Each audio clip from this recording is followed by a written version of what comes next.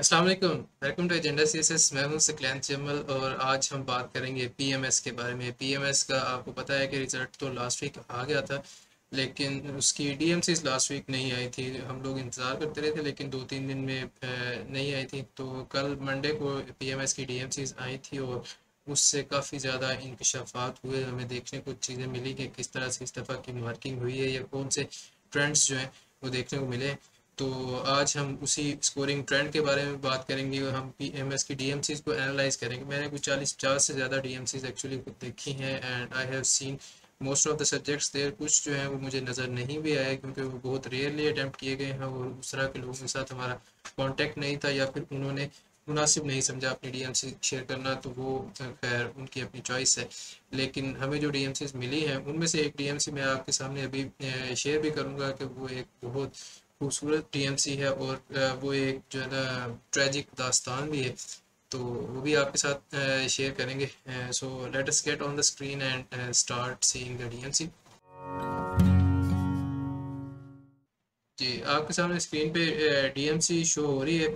तो इस डीएमसी के साथ काफ़ी ज़्यादा मेरी फीलिंग्स भी हैं क्योंकि I admire this person very much और I really wanted him to pass और मेरा बहुत ज़्यादा यकीन था उन पे। लेकिन एक बहुत खौफनाक हादसा ये हुआ कि इस दफ़ा पीएमएस में इंग्लिश प्रेस जो है उसको टारगेट किया गया है, जिसकी वजह से इनकी प्रेस ही फेल हो गई है और बाकी जो है सारे सब्जेक्ट्स पास हैं। तो एक तो इस डीएमसी को थोड़ा सा देखते हैं, साथ साथ इन सब्जेक्ट्स को भी मैं बताता जाऊंगा कि इसमें कौन सा ट्रेंड रहा है या कितने कितने नंबर मैंने देखे हैं, तो आपको बेहतर अंदाज़ा हो जाएगा। पहला जी इंग्लिश एसे, तो पहले भी मैं जैसे कहता रहता हूँ कि इंग्लिश एसे में थोड़ी सी लीनियंट मार्किंग होती है पीएमएस में एज कंपेयर टू सीएसएस। भी सीएसएस में कोई एक भी ब्लंडर आप कराएं या फिर ब्लंडर ना भी करें फिर भी आपका डामाडोल होता है कि पता नहीं पास होना है कि नहीं होना। लेकिन पीएमएस में अगर आप एक अच्छा ऐसे लिख के आए हैं तो वो काफ़ी ज़्यादा अच्छे चांसेस हैं कि आप 40, 48, 45, 50, 60 भी इवन टच करते हैं। हमारे दूसरे एक जो दोस्त हैं हुसैन नवाज साहब, उन्होंने लिटरेरी ऐसे अटैम्प्ट किया था और उनके 60 मार्क्स हैं ऐसे में।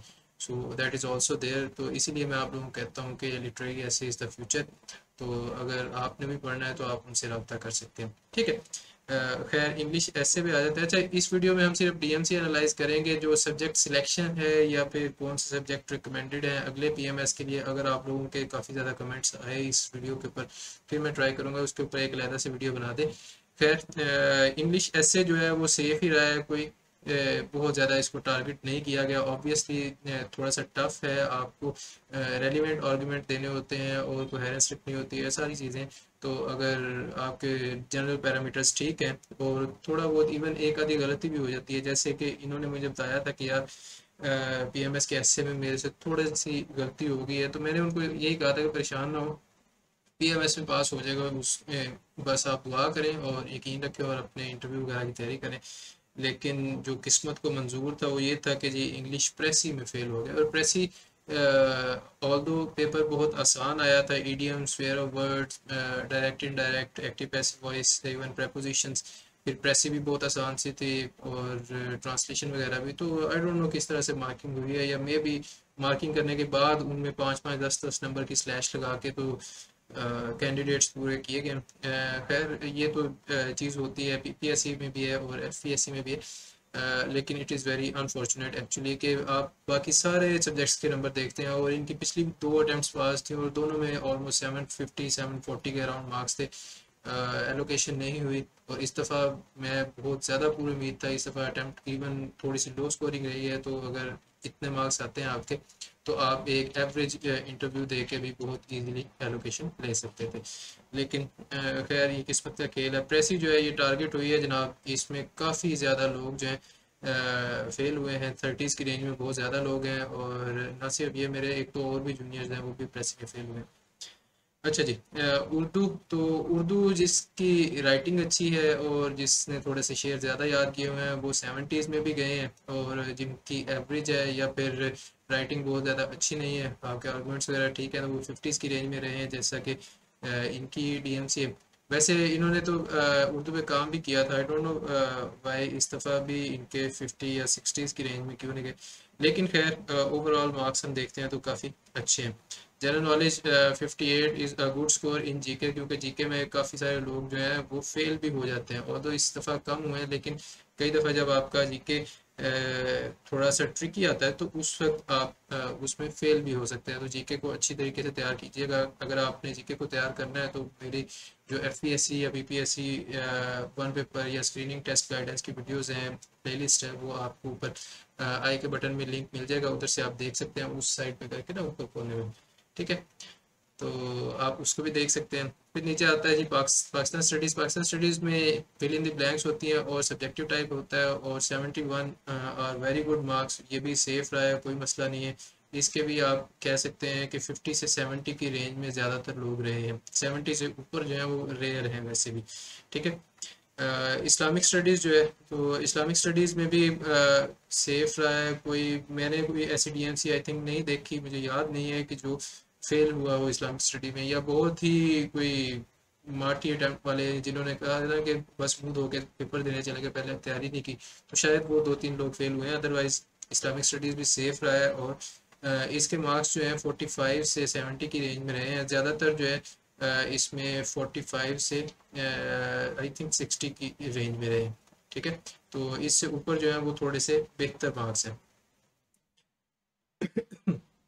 आगे आ जाते हैं जी इनके ऑप्शनल्स। तो ऑप्शनल्स में जो सबसे ज़्यादा टारगेट हुआ है, जिसके आगे हम ट्रायंगल बना देते हैं खतरे की घंटी, वो है जी ज्योग्राफी 2।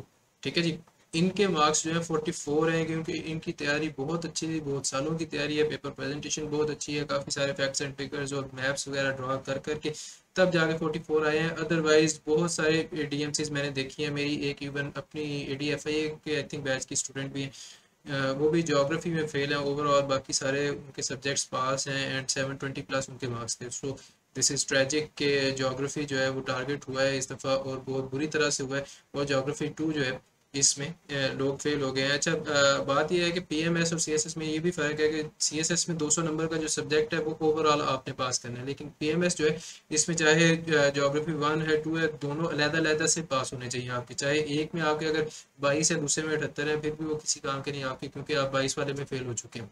ठीक हो गया, तो स्टिल ये टारगेट हुआ था। ठीक है जी, एंड मेजॉरिटी जो है इसमें फेल हो गई है। मेजॉरिटी जिनकी तैयारी अच्छी नहीं थी या एवरेज तैयारी थी वो इसमें फेल हो गए हैं। जो एक्स्ट्रा ऑर्डिनरी थे जैसे कि ये हैं वो 40 प्लस में बैठे हुए हैं, अदरवाइज मेजॉरिटी इसमें फेल हो गए हैं। आप ज्योग्राफी 1 में भी देख सकते हैं, आपने बहुत सारी डीएमसीज देखी होंगी, उसमें 50s की रेंज में या 60s की रेंज में आपने मार्क्स बहुत ज़्यादा देखे होंगे ज्योग्राफी में, लेकिन 70 प्लस और 78 जो मार्क्स हैं वो बहुत अच्छे मार्क्स हैं। तो यू कैन सी के he is a very brilliant and very competitive person. आगे चलते हैं जी पॉलिटिकल साइंस पे। हाँ, तो पॉलिटिकल साइंस में आप पहला देखें जनाब, पॉलिटिकल साइंस में इनके मार्क्स हैं जी 84। ठीक है, जबकि पॉलिटिकल साइंस में जो नॉर्मल रेंज है वो रह रही है 50 से 70 के दरमियान, जो मतलब कि ठीक तैयारी करके आप पेपर देते हैं, तो जिनकी थोड़ी सी अच्छी तैयारी है वो 70 के अराउंड है, जो थोड़े से नॉर्मल तैयारी वाले हैं वो 50 के साइड पे। लेकिन 80 प्लस जाना और 84 पे जिसके मार्क्स है, आप उसकी तैयारी का अंदाज़ा खुद लगा सकते हैं। और मज़े की बात यह है कि इन्होंने पैसेज जो है वो सिर्फ मुझे ही चेक करवाए हैं। एक आधी दफ़ा आई थिंक मैम फातिमा को इन्होंने इवेल्युएशन के लिए या मॉक टेस्ट वगैरह देने के लिए गए थे। अदरवाइज जितने भी सालों से ये तैयारी कर रहे हैं तो ऐसे वो मुझे ही चेक करवा रहे हैं, and I give him feedback from the core of my heart, और उनके लिए भी सेंस बनती है तो वो उसके एक्सेप्ट करते हैं, क्योंकि उनका अपना भी तजर्बा बहुत है। खैर, पॉलिटिकल साइंस पार्ट 1 में बहुत अच्छे नंबर हैं जी। एवरेज जो है रेंज वो 50 से 70 रही है, और पॉलिटिकल साइंस 2 में रिलेटिवली लोअर रही है जी एज़ कम्पेयर टू पार्ट 1, क्योंकि पेपर थोड़ा सा मे बी ट्रिकी था या फिर लोगों को सॉल्व करना नहीं आया। देखते हैं हमारे कब कितने मार्क्स आते हैं जब हमारा रिजल्ट आएगा। लेकिन अभी के लिए जो पॉलिटिकल साइंस पार्ट 2 है उसमें 45 से 60 या 63 कह लें, इधर तक मैंने ज़्यादातर नंबर देखे हैं। तो स्टिल जो 65 से ऊपर हैं वो मेरे ख्याल में एक्स्ट्रा ऑर्डिनरी हैं, ये काफ़ी अच्छे नंबर हैं। सो इधर अगेन जो है 70 वाले इनके मार्क्स बहुत अच्छे हैं।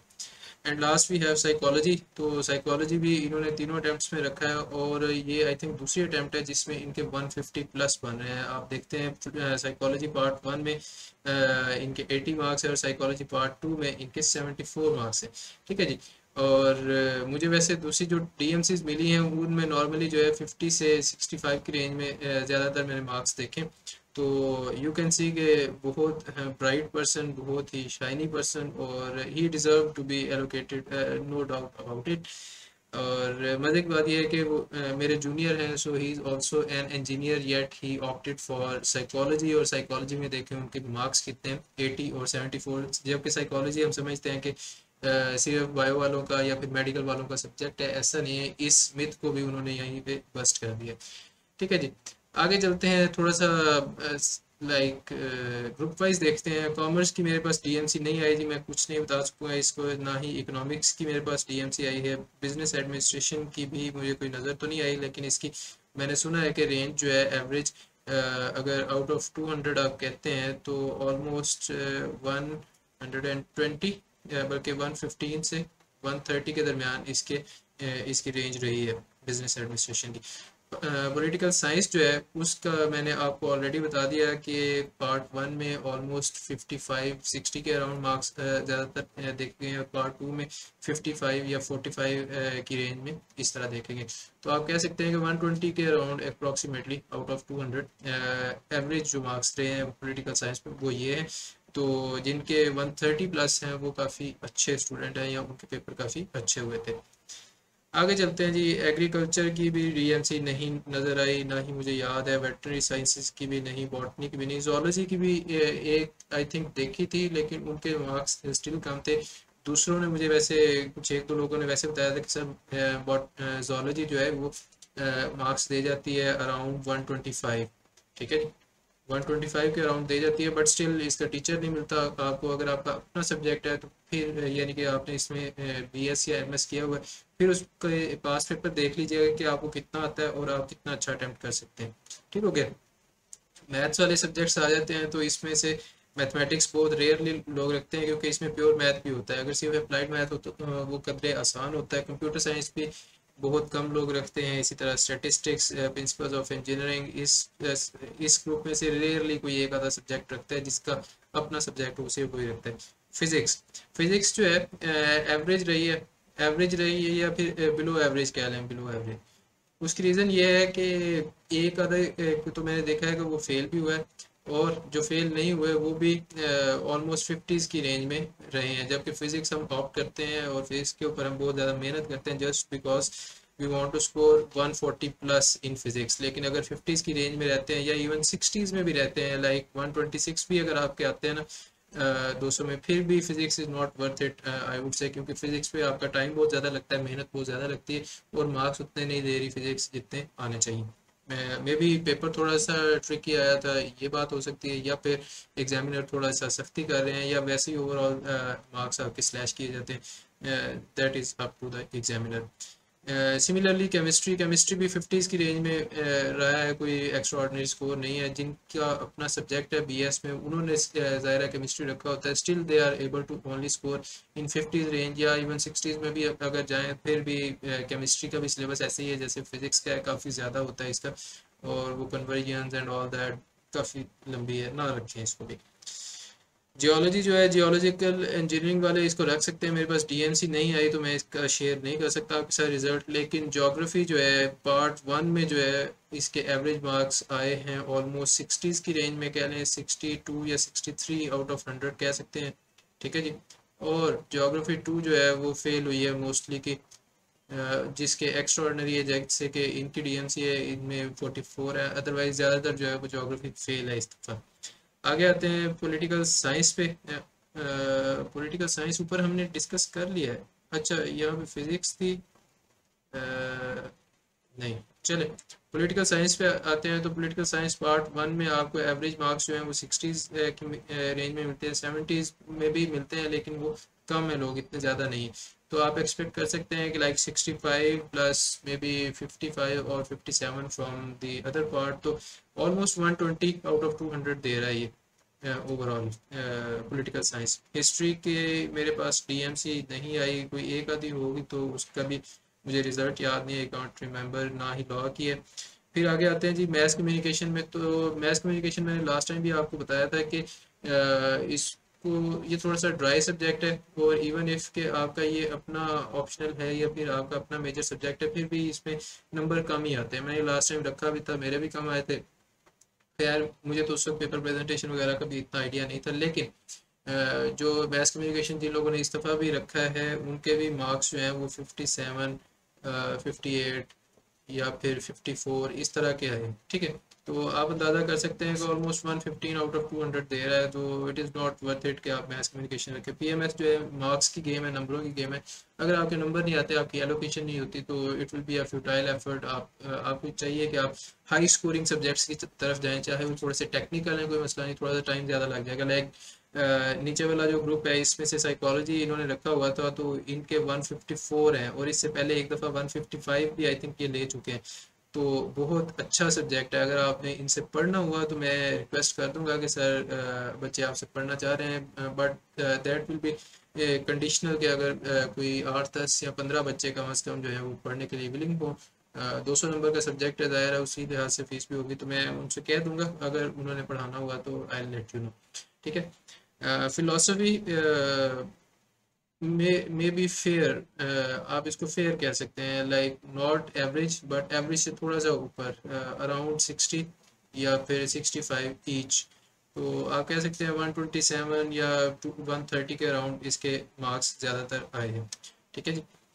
कुछ ज़्यादातर के 120 के अराउंड है, लेकिन जिनका थोड़ा सा ज़्यादा बेहतर हुआ था पेपर दूसरों से, उनके 127 या 130 के अराउंड भी हैं।